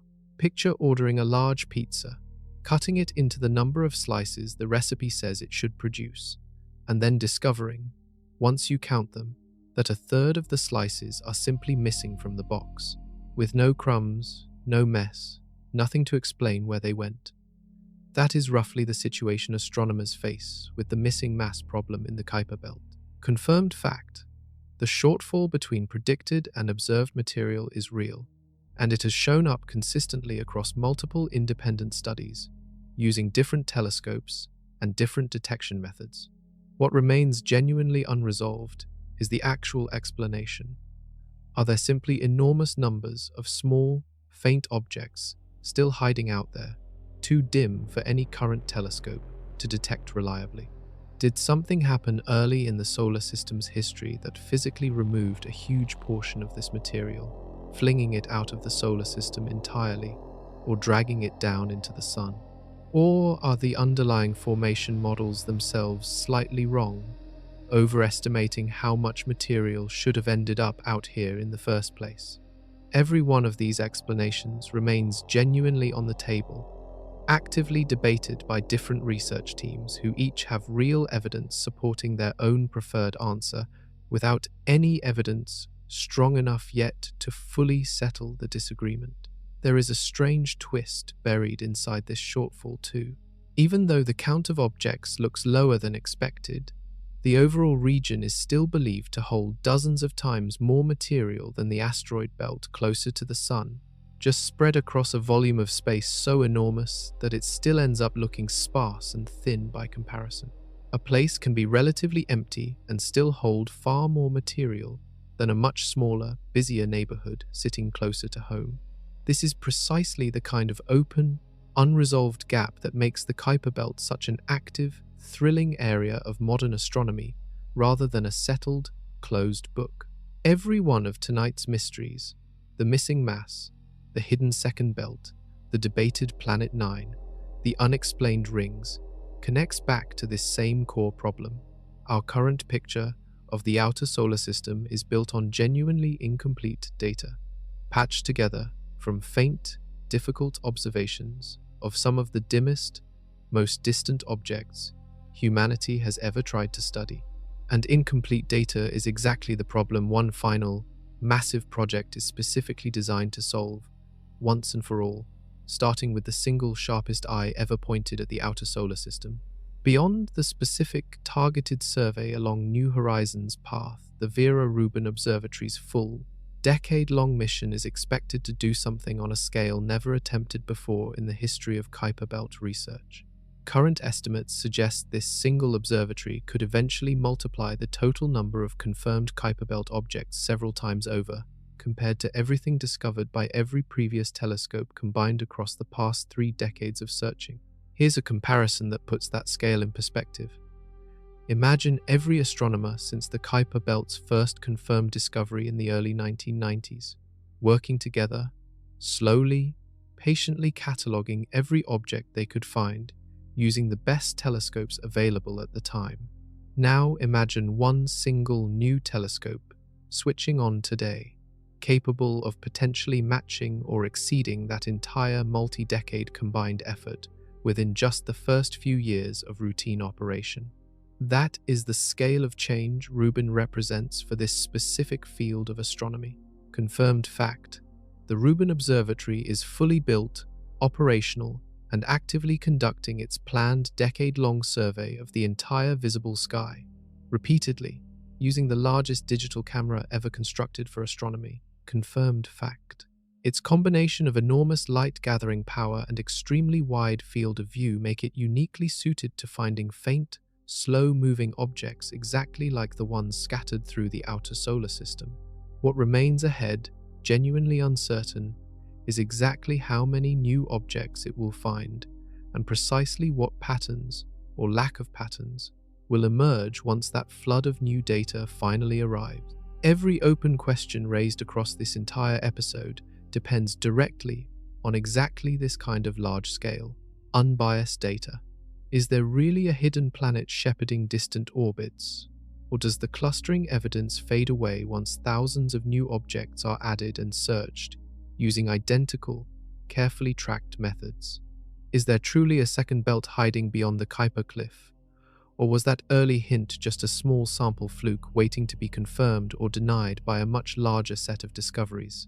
Does the missing mass problem finally get resolved by uncovering huge numbers of small, previously undetectable objects? Or does it point towards something more dramatic having happened early in the solar system's history? None of tonight's biggest mysteries require new physics, new laws of nature, or anything beyond ordinary gravity and ordinary chemistry to explain. What they require is simply better data, gathered patiently, carefully, and without the kind of hidden search bias that has quietly complicated this entire field for years. That is exactly what is beginning right now, high in the mountains of Chile, pointed directly at the darkest, coldest, most mysterious region of our entire solar system. And once that data starts arriving in full, scientists will finally be positioned to answer the single deepest question hiding underneath every strange discovery covered tonight. A question that reaches back far beyond the Kuiper Belt itself, all the way to the very origin of everything in our solar system, including the ground currently sitting beneath your own feet. Here's a way to think about the Kuiper Belt that changes how the entire region feels once you understand it properly. Every planet close to the Sun, Earth included, has spent 4.5 billion years getting completely rebuilt over and over. Volcanoes erupted and buried old surfaces under fresh rock. Oceans rose and wore mountains down to nothing. Wind and rain erased craters almost as fast as they formed. Earth's original surface, the one that existed the moment our planet finished forming, is completely gone, recycled so many times that no trace of it survives anywhere on the globe today. The Kuiper Belt never got that treatment. Out there, temperatures sit hundreds of degrees below anything experienced anywhere on Earth, cold enough that chemical reactions crawl forward at an almost unimaginably slow pace, sometimes taking millions of years to accomplish what would happen in seconds under warmer conditions closer to the Sun. That extreme cold acts almost like a natural deep freezer, locking objects out there into roughly the same condition they were in shortly after they first formed, billions of years ago. Picture finding a fully preserved woolly mammoth frozen solid in ancient permafrost. its stomach contents, its fur, its exact final moments locked in place by cold instead of decaying away naturally like every other animal that died in a warmer climate.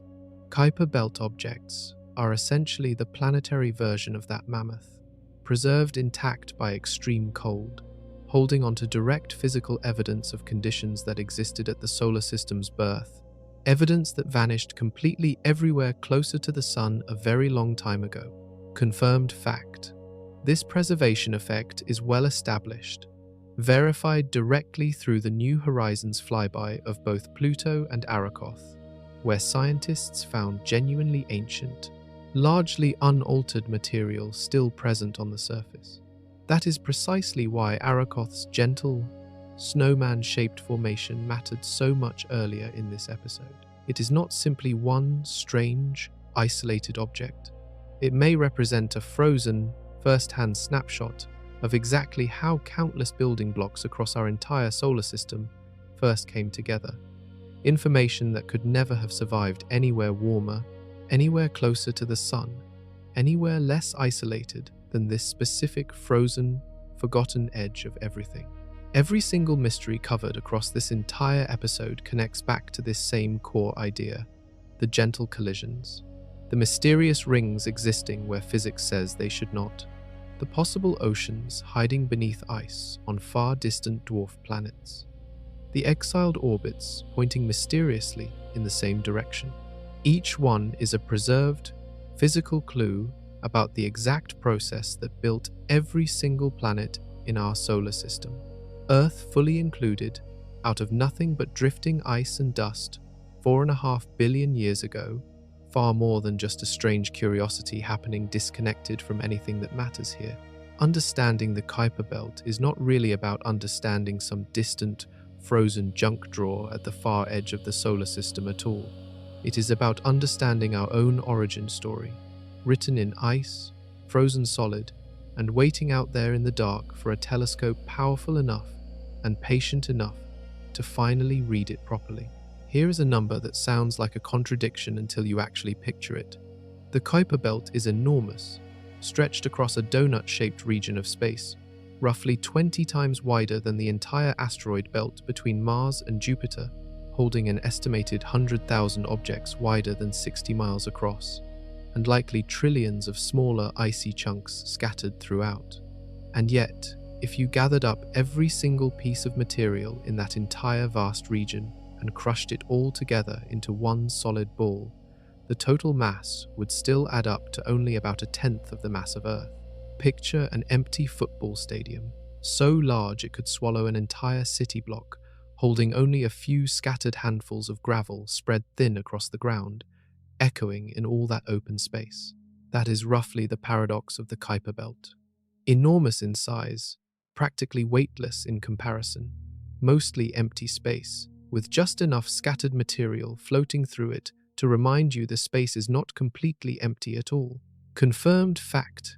Both of these numbers, the belt's staggering size and its surprisingly small total mass, have been measured and calculated carefully using decades of combined telescope observations. What remains genuinely debated is why the mass turned out to be this low in the first place. Formation models generally predict that regions this large, forming from the same swirling disk of material that built every planet in the solar system, should have held on to significantly more mass than what astronomers actually find out there today. One leading explanation points back to Neptune itself. As the solar system's planets slowly settled into their current positions billions of years ago, Neptune's gravity is believed to have stirred up this entire region violently, flinging huge amounts of material, either inward toward the sun or outward into deep interstellar space, essentially emptying out most of what should have originally been there, the same way stirring a pot hard enough can fling ingredients clean out of the bowl entirely. If that explanation holds up, the Kuiper belt we see today is not the full, original population at all. It is closer to the sparse, scattered leftovers of something that used to be significantly larger and more massive, thinned out dramatically by one single giant planet's gravity working patiently across billions of years. Some of that scattered material likely never left the neighborhood at all, Certain moons orbiting the outer planets today, including one of Neptune's own largest moons, are suspected to be captured Kuiper belt objects themselves, pulled in and trapped in orbit, rather than flung away completely. In a strange sense, some of what went missing from the belt may still be nearby, just wearing a different label now, quietly circling a planet instead of drifting freely through the dark. That single idea reframes almost everything covered across this entire episode. The wall, the crowded calm patch, the missing objects, the strange orbits, none of it may represent the full, original picture of what this region once held. It may represent the aftermath, the survivors, the scattered debris field left behind after one of the most significant, quietly violent reorganizations in our solar system's entire early history, still settling, still shifting, still being discovered piece by piece, 4.5 billion years later. Here's a question that turns this entire episode from a story about our own solar system into something far bigger. Astronomers have now confirmed thousands of planets orbiting other stars across the galaxy, and many of those distant solar systems appear to carry their own version of a Kuiper belt, a ring of leftover icy debris circling far beyond their outermost known planet, detected indirectly through the faint glow of warm dust reflecting starlight. That detail matters enormously. It means the Kuiper belt appears to be a common, almost standard leftover structure, something that shows up again and again wherever planets form around other stars throughout the galaxy, rather than some unique oddity that only happened to form around our own sun. Understanding exactly how our own belt formed, what shaped its strange wall, what scattered its missing mass, what built its impossible rings and gentle snowman-shaped worlds, offers a working blueprint for understanding how planetary systems form and settle everywhere else in the universe too. Picture studying a single old, cracked fossil dug out of your own backyard, only to realize that fossil actually reveals universal information about how skeletons form in animals living on every continent on Earth, far beyond the one buried under your specific patch of dirt. That is essentially the role the Kuiper belt plays for astronomers studying planet formation across the entire galaxy. It is one detailed, close-up case study standing in for a process that appears to repeat itself constantly around countless other stars we may never visit directly. Confirmed fact: dusty debris disks resembling Kuiper belts have been detected around numerous other stars using telescopes specifically built to spot the faint infrared glow of warm dust. What remains an open, active area of research is exactly how similar or different those other belts truly are compared to our own, since every one detected so far sits far too distant for the kind of detailed, close-up study New Horizons managed to achieve here, flying directly through our own belt and returning real, physical data. This is exactly why every strange discovery covered across this entire episode carries weight far beyond our own solar system. The gentle collision that built Arakoth, the impossible ring circling Quoar, the possible ocean hiding inside Eris. Every one of these could represent a process happening constantly, right now, in countless other newly forming solar systems scattered across the galaxy, systems we are only just beginning to detect, let alone understand in any real detail. And that brings this entire investigation back to where it always truly points. Whether the story is about our own solar system's leftover ice, or the leftover ice circling some entirely different star trillions of miles away. Every mystery in the Kuiper belt is ultimately a question about beginnings, about exactly how raw, scattered material out in the freezing dark eventually organizes itself into planets, moons, and possibly, somewhere out there, entirely new opportunities for life to begin. Everything covered across this entire episode leads to one specific moment happening right now in the summer of 2026. Scientists studying Planet 9 have described this exact stretch of time as a direct test, a genuine, unavoidable moment of truth for a theory that has spent nearly a decade building support, gathering doubt, and generating fierce debate among serious researchers. without ever quite being fully confirmed or fully ruled out. Here's why this particular moment carries so much weight. For years, searching for Planet 9 meant scanning the sky patch by patch, slowly, using smaller telescopes, with limited fields of view, an approach that left enormous stretches of sky essentially unchecked for years at a stretch. The Rubin Observatory changes that completely. Its combination of an enormous mirror and an extremely wide field of view means it can sweep across enormous sections of sky far faster and far more thoroughly than anything used in this search before, systematically closing off huge portions of the sky where a hidden planet could possibly still be hiding undetected. Picture searching an entire dark forest for one specific hidden object using nothing but a small handheld flashlight, room by room, year after year. Then imagine suddenly being handed a massive spotlight capable of lighting up the entire forest at once, sweeping through methodically, leaving nowhere left for anything to stay hidden for long. That shift in searching power is exactly what Rubin represents for this specific hunt. Confirmed fact. Rubin is actively conducting its full sky survey right now, systematically covering the entire visible sky repeatedly over its planned decade-long mission. Confirmed fact. If Planet 9 truly exists within its predicted range of size, distance, and brightness, Rubin possesses more than enough sensitivity to eventually detect it directly, rather than relying only on indirect clues gathered from the orbits of smaller, already known objects. What remains completely unknown, right now, in this very moment, is what that search will actually reveal once enough of the sky has been carefully covered and checked. This single fact transforms Planet 9 from a purely theoretical debate into something with a genuine approaching deadline. Not a deadline set by any single scientist's opinion or preference, but one set naturally by the raw capability of an actual telescope, already built, already operating, already gathering the exact kind of data needed to finally settle this question one way or the other. Using real, direct observation instead of years of indirect argument, the observatory itself was built for far more than just this one search.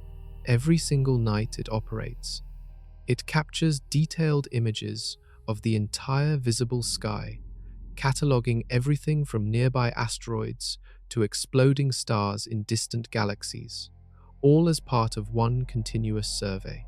The Planet 9 search simply rides along inside that much larger flood of data, meaning the answer could arrive as a deliberate, targeted discovery, or just as easily turn up almost by accident, buried inside routine images collected for an entirely different purpose, somewhere in the data already streaming down from that mountain in Chile.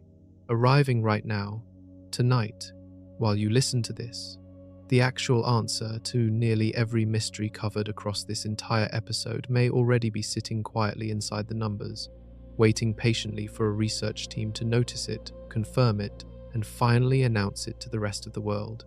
Imagine the exact moment a research team, somewhere in the world, finally spots something moving through Rubin's data that matches every prediction made about Planet 9, the right brightness, the right distance, the right slow, patient crawl across the sky that only an object several times more massive than Earth, orbiting far beyond Neptune, could ever produce. That single confirmed image would instantly become one of the most significant discoveries in the entire history of planetary astronomy, on the same level as the original discoveries of Neptune or Pluto, except this time verified almost immediately using tools and physics, far more advanced and far more precise than anything available during either of those earlier historic moments. Neptune itself was found this exact way, predicted first by careful math based on how its gravity was tugging on a neighboring planet, then confirmed only afterward by a telescope pointed at the precise patch of sky the math suggested. Planet 9 would follow that same proud tradition, mathematics leading the way, a telescope finishing the job, closing a loop of prediction and confirmation that has repeated itself throughout the entire history of discovering new worlds in our solar system. Picture searching for a specific, familiar face inside an enormous, unfamiliar crowd for years, using nothing but a blurry, second-hand description passed along from other witnesses. Then, suddenly spotting that exact face directly, clearly, unmistakably, for the very first time, with your own eyes, no second-hand description required anymore. That is the difference between studying Planet 9 through indirect orbital clustering evidence and actually confirming it directly through a genuine, verified telescope image. Confirmed fact. If this discovery happens, it would immediately explain nearly every strange, aligned orbit covered across this entire episode in one single unified stroke. Sedna, its detached companions, that mysterious crowded and calm patch near the Kuiper cliff, possibly even hints connected to that suspected second belt hiding farther out. One confirmed planet, quietly shaping this entire distant region of space for billions of years, finally caught directly in the act. But confirmation is not the only possible outcome, and scientists are just as prepared, just as genuinely curious about the alternative. If Rubin searches thoroughly, patiently, systematically, across its full planned survey, and still finds nothing matching Planet 9's predicted properties anywhere within its search range, that result would be almost equally significant. It would mean the clustering scientists observed among these distant, exiled orbits has to be fully explained some other way instead, through the combined gravity of countless smaller objects working together, or through an ancient, long-vanished stellar encounter from billions of years ago, or through some entirely different mechanism nobody has even proposed as a serious possibility yet. Either outcome moves our understanding of the Kuiper belt forward in a real, permanent, undeniable way. Either outcome finally begins closing one of the longest-running open mysteries in modern planetary science. And either outcome guarantees that the story of our own solar system's mysterious, frozen outer edge is genuinely, actively still being written right now, in real time, rather than sitting finished and settled inside some old textbook nobody thought to update. Take a step back now, all the way out, past every single mystery covered across this entire journey tonight. A hard wall with no confirmed cause. A crowded, calm patch that should not be organized at all. A gentle snowman world built from a slow, patient collapse instead of a violent crash. A dwarf planet spinning so fast it stretched itself into a football, carrying rings and moons that should not belong to something its size. Two frozen worlds that might be hiding oceans, heated quietly from within, far past where anyone expected warmth to survive.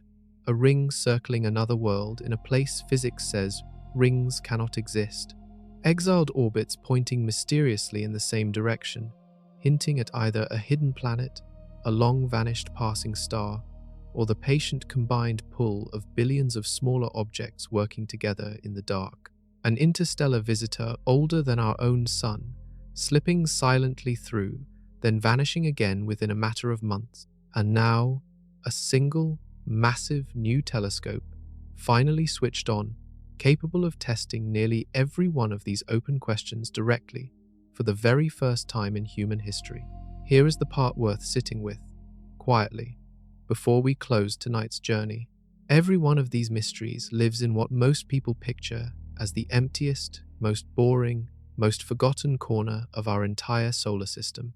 A frozen junk drawer past Neptune, filled with leftover scraps nobody bothered to use when the real planets were built. That old picture was always wrong. This region is not leftover scrap material at all. It is a frozen, preserved record of the exact process that built every planet, every moon, and ultimately, every single person listening to this right now. Confirmed fact. Our solar system, including Earth itself, began exactly this way, as scattered ice and dust drifting slowly together in the freezing dark 4.5 billion years ago. The Kuiper belt is simply the one place in our solar system cold enough, isolated enough, and undisturbed enough to have preserved genuine physical evidence of that process, still largely intact, still waiting patiently to be properly read. We do not yet have a complete map of our own solar system's outer edge. Astronomers are actively building one right now, correction by correction, discovery by discovery, telescope by telescope, with real answers arriving faster than at any other point in the history of this entire field. Some of tonight's biggest questions may finally get answered within the next few years. Others may take decades longer to fully resolve.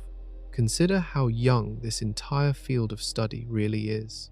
Humanity has only known the Kuiper belt exists for a little over 3 decades, and only sent one single spacecraft close enough to photograph any of it in real detail.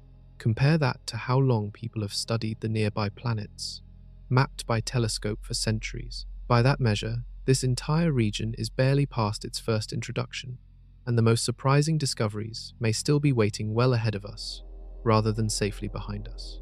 Either way, the next time you look up at a clear night sky, remember that far beyond anything visible to your own eyes, past even the farthest planet, an entire hidden region of our own cosmic backyard is still being mapped for the very first time, quietly rewriting what we thought we already understood about where we all truly came from.